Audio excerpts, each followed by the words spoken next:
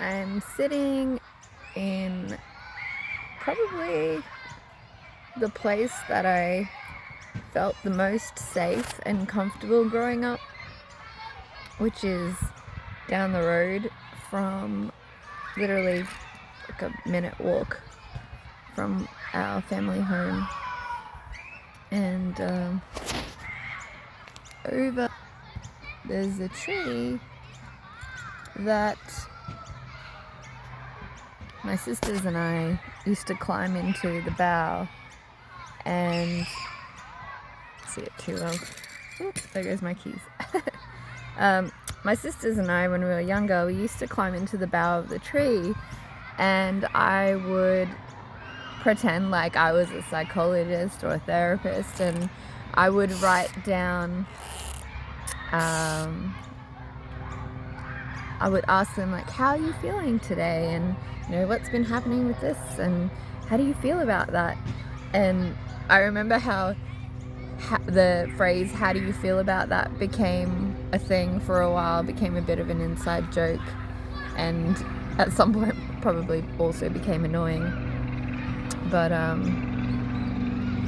yeah, I have been intermittent fasting more and eating in alignment with my hormonal cycle, and when I'm feeling to go into a deeper space of journeying lately, I have been fasting for a bit longer and really sitting with what comes up and holding myself more deeply and loving myself through it all. And it is a really massive time in my life where,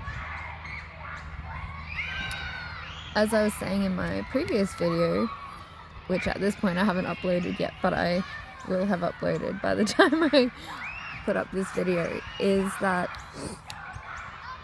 I've been closing a lot of loops in my life, and even more recently, certain lived experiences that I've had in my life now, in the present, have brought up past childhood experiences, and I have been seeing the patterns very clearly and getting to the root cause to be able to transmute the hurt and the pain, the lessons, into the gifts and the blessings that they are. And you can probably hear the kids screaming and playing in the background. That is my old primary school, and over there is a massive, beautiful jacaranda tree that I really miss being close with. And yeah, I actually dream about this area a lot. There used to be a farm over there, a sugarcane farm over there, and it went around that way and over there, 3 houses that way. Oh, 3 houses, not that way. 3 houses that way is where our family home is, or was. And I was just sitting here, and honestly, it's challenging to talk right now and to share the whole process that I went through, but I already said it anyway. I've been transmuting the past hurt and pain into revealing the hidden blessings and the gift of experiencing what I did and how it's shaped me to be who I am today. And I was having memories come up of the past, and some of them are connected to this timeline, and this moment in the present. And like when I was playing in nature a lot, I would be playing things like we would pretend we were witches with my sisters. We would pretend like... I even remember making a spell book as well when I was younger, because we watched Sabrina the Teenage Witch a lot when we were young, and it had a massive influence on me. And I've watched the series again over the last 13 years, maybe twice, and Charmed, of course. And I've noticed how influential those series have been for me. And when I think back to who inspired me and who I admired the most when I was young, the characters in Sabrina the Teenage Witch and Charmed, and how their family dynamics were and everything, were essentially, I guess, a reflection of my life to a degree, but also they planted seeds that and the ones that were meant to grow grew. And you know, I could say so much about this, quite honestly, but back to some of the teenage experiences that I had. I think I still did come to this park, maybe not so much, but I do remember having certain feelings about... I was writing a lot of poetry, and when I was writing, I was tapping into my future, and I didn't really know. I would talk about the present and how I am perceiving the present moment when I was going through different life experiences, and then I was also tapping into the future and manifesting the future. Essentially, I'm having trouble with the word manifestation, because I feel a big part of manifestation is just allowing what is to come, ours to manifest into reality, and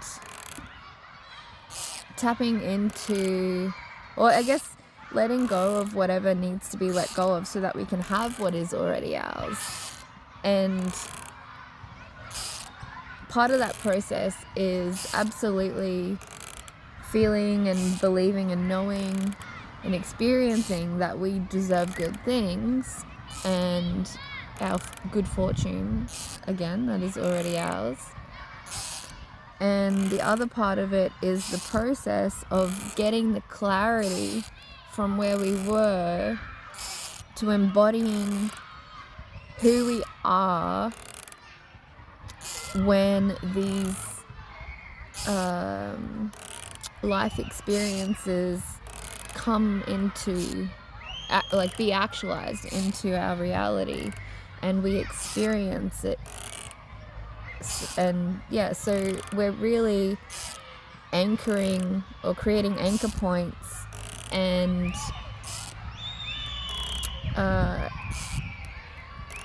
moments of synchronicity and connection, like a constellation, or like weaving a tapestry that we have chosen to experience in life, and remembering that we are the creators of our own reality, and we are the co-creators of this entire universe, because we are all one and there is no separation. However, as humans in this life, we choose to individualize so that we can experience what we need for our own soul growth and progression.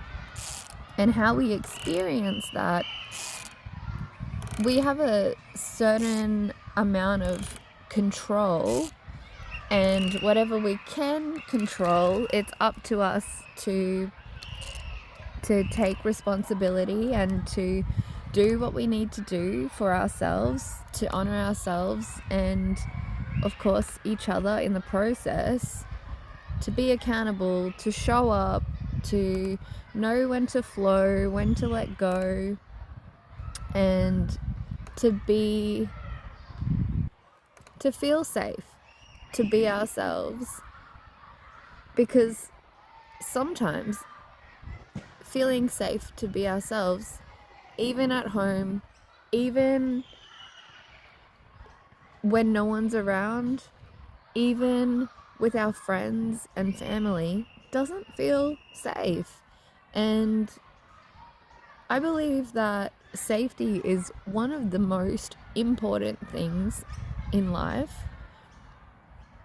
to be who we are and to allow ourselves to live an enriched life.